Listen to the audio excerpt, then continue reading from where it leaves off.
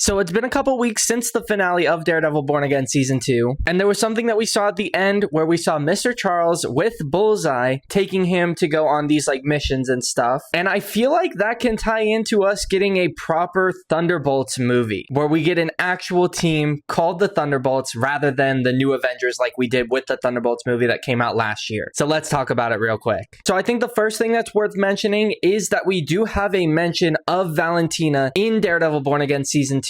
Someone answers the phone and they say something about Valentina. So what if Valentina had the idea to take, reformed or try to reform villains in order to create a special ops team to go and do dirty work for her? And then obviously again, in the final episode at the end, we see Mr. Charles with Bullseye on a plane. And I'm going to be honest, I don't think we're going to really see much of what happened here in Daredevil Born Again Season 3, but maybe a Bullseye special where we get a description of a Thunderbolts team and we get to see kind of what happened after this plane ride and everything in between seasons 2 and 3 of Born Again. And speaking about Mr. Charles even more, I do think it would make a lot of sense if Valentina kind of assigned him to be like the leader of the Thunderbolts team to kind of keep them in check, make sure that they're going on these missions, send them the missions so that she can kind of keep herself a little bit more hands off, especially with the whole thing in the Thunderbolts movie where she was getting impeached. But I do also think this could lead into us actually getting a proper Thunderbolts team and movie rather than the Thunderbolts with the asterisk at the end like we did with this movie last year, because it's really interesting to see reformed villains or villains sort of working towards being reformed